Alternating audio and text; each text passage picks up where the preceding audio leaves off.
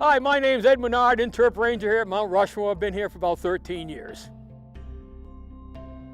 How Mount Rushmore get its name? Well, back in the 1880s, there's a lot of mining going on in the area, gold, nickel, and silver, and now there's a tin discovery.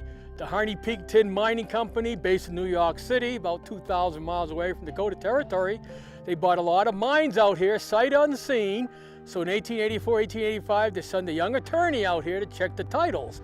Well, it's Charles Rushmore. This is the young attorney. He comes out here from New York City, lands here in Rapid City, comes over to Keystone, doesn't know where to go, so he hitches up with an old miner named Bill Chalice. They team up, they teach Rushmore how to ride a horse, and sure enough, there's an old horse trail by the base of the mountain. During the days, Rushmore goes by there. One day he says to Bill, "Hey Bill, what's the name of that mountain?" And Bill replies, "We'll name it Rushmore after you."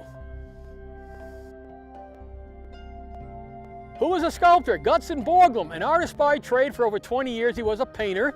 He got his big start in mountain carving down at Stone Mountain outside of Atlanta, Georgia, carving a bust of Robert E. Lee, Stonewall Jackson, Jefferson Davis.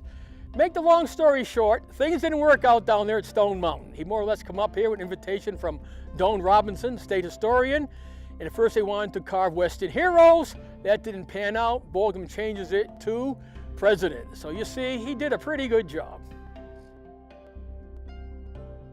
Okay, well, Borglum found the mountain 1925. He got permission to carve. October 4th, 1927, carving starts on the mountain. It's going to last for 14 years. It's going to end October 31st, 1941, 14 years, and the total cost was $989,992.32. What a deal. How many people died? A number one question we're always asked, and the answer is there were no deaths carving Mount Rushmore. Borglum and his son Lincoln, they were real sticklers on safety. Checked the harness and bosun chairs before they were being used, and you can't beat that record. 0 deaths out of this hard work. Close calls. There were 2 close calls. One was a dynamite accident. They set the dynamite charges for a 4 o'clock afternoon blast. And sure enough, you can't predict weather out here at Mount Rushmore, and there was a lightning strike near the mountain. Set off every stick of dynamite up there. Earl Reynolds is in his chair. He gets blown away from the mountain, comes slamming back into it. He suffered a few injuries. He lost a hearing in one of his ears for a while. And then the other accident was the tram car. One day, 5 guys get in the tram car. They're on their way up. They just got by the side of Lincoln's nose, and the big set screw came loose in the wheel.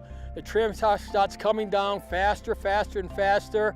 Gus Schramm, the big guy in the cart, says, "Don't panic, I can handle it." Put on the emergency brake, and he breaks the handle off. So now the cart's coming down full speed. It's Hap Anderson. He's the one that said, "I'm going to jump out of this cart and land on the roof of the compressor house." Well, everything's happening all at once. He jumps, he misses the roof, he lands in the rocks below, suffered a broken arm, broken shoulder, a couple broken ribs, and that was the worst accident at Mount Rushmore. How the workers get to the top? Well, if you were a worker from 1927 to 1936, you were walking up over 700 stairs to get to the top of the work by 7:30 in the morning. Come 1936, though, he upgraded the tram car. Now you had your choice. Come to work, you had a free ride up in the morning, walk down at night, but a lot of the workers did not trust the tram car. They said, "We've been walking for 9 years, we're going to continue to walk." Workers still alive? There's one worker still alive, Nick Clifford. He started when he was 17 years old, was a baseball pitcher and a right fielder.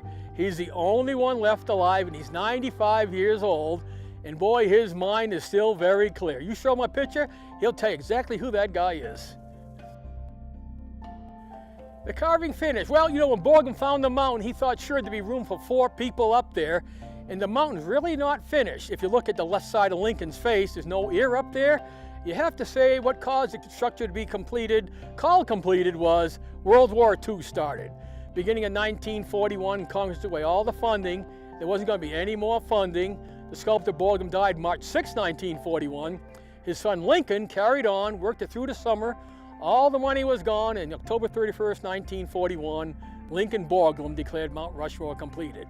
As far as adding anybody else, there's always some question come up. Favorite president, Reagan, Eisenhower, Kennedy, Wilson, people like that. The fact is there's no more carvable rock left on the mountain. And the whole thing was only for 150 years of American history. The Hall of Records, it's a dream Borglum had. He started down at Stone Mountain because he thought when he carves the Confederacy monument down there at Stone Mountain, he did that as a purpose because people might forget that part of our American history. He wanted to make sure people don't forget what these 4 guys represent up there, so he wanted to carve the Hall of Records. He wanted to be an 80-foot by 100-foot room, big dome ceiling, 2 floors, big dreamer, no money. He didn't get permission from Congress. He thought he could sneak it in. He started carving in July 1938. He goes back about 70 feet. By July of 1939, more or less, he got caught. He spent $16,000 of money that's supposed to be used on the heads, and Congress more or less told him, knock it off, Borglum. And that was the end of the Hall of Records.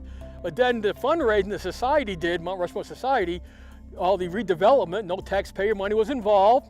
They got permission from some of the donors to take some money, clean out the Hall of Records, and they went in about 4 feet in, 4 feet down. They drilled a hole in the granite floor, put a titanium vault down in the ground. Inside the titanium vault is a teakwood box because titanium and teak would never corrode. Then you had 16 porcelain panels, and they engraved the Constitution, Declaration of Independence, Gettysburg Address, Bill of Rights, panels about Borglum, panels about the history of the United States, panels about the presidents, put all 16 of them in there, sealed it up, and a big 1,200-pound capstone sits on top. Big time capsule, never to be opened.